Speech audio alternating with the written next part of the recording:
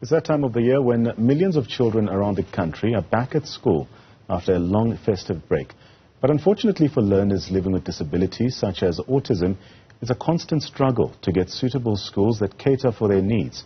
A non-profit organization, Art Club Foundation, is calling on the government to have more specialized schools that accommodate children with autism. Now, for more on this, I am joined in studio by Ayanda Gumede, who is the director of the Art Club Foundation.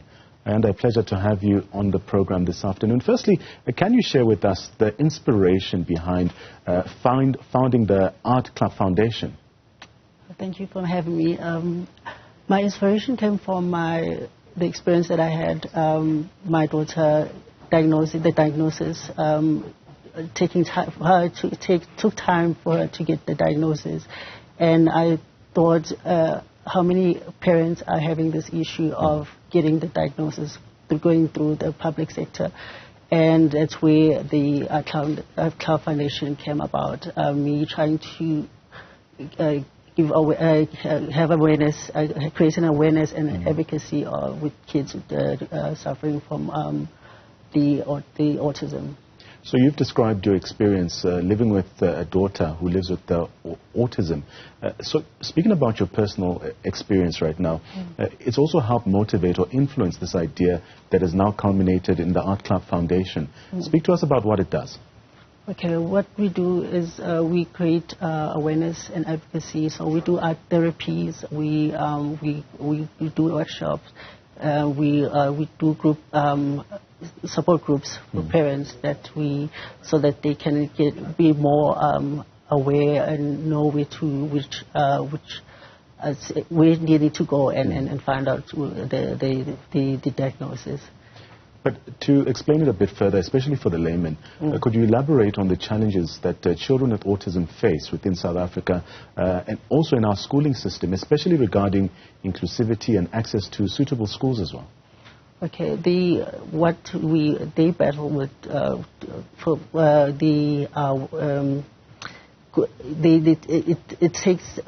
they get bullied at school, so they don't get the same treatment as the kids from mainstream. So I think what needs to be done is teachers need to be taken for the training to see when the kid has those symptoms, the steps that they need to take.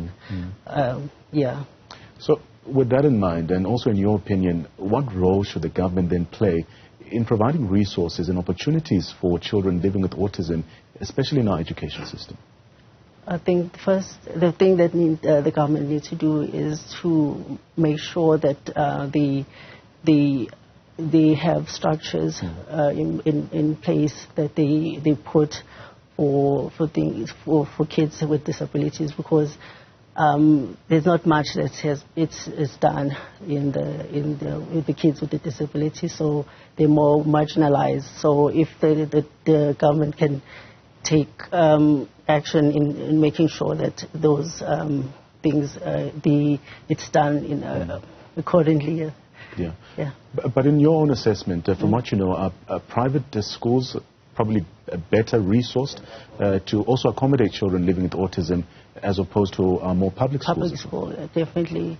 Private school, they have more resources, and they're more equipped to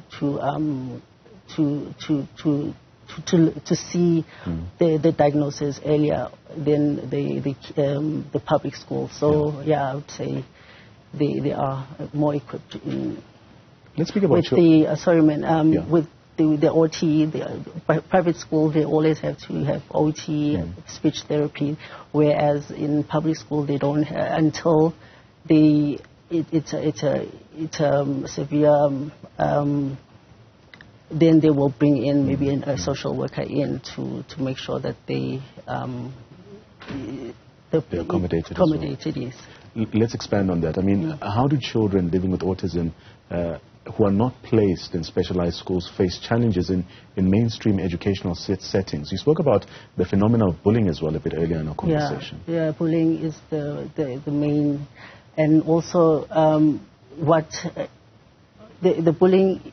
It takes place with their peers, and they what causes the kids, they have anxiety and depression because of the bullying that happens at school.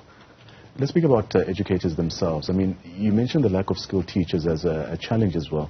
What steps do you believe should be taken to address this issue and also provide adequate support for teachers who are dealing with children living with autism?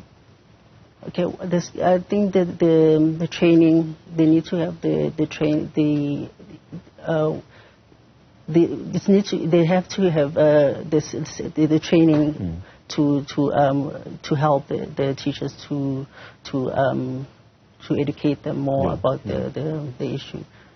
But there's also a role that society, parents and educators can do to contribute to creating awareness and advocacy for better environments for children living with disabilities and special needs. Where do you think that comes into play as well?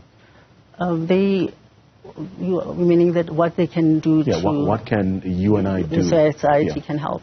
By creating workshops and having those like open discussion about in a dialogue, open conversation about the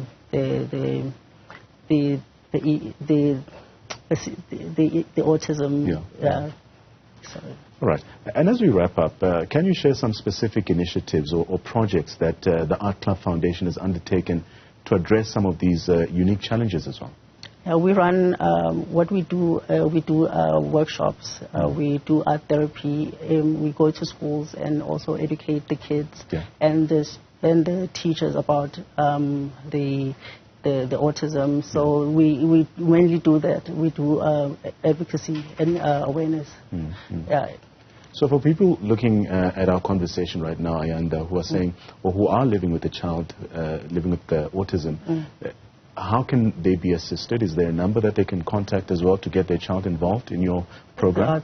Well, they can go to our Instagram page, which is the Art Club Foundation, where they'll see our up-and-coming event that we normally do, or they can go on our website as well, and they can check us out.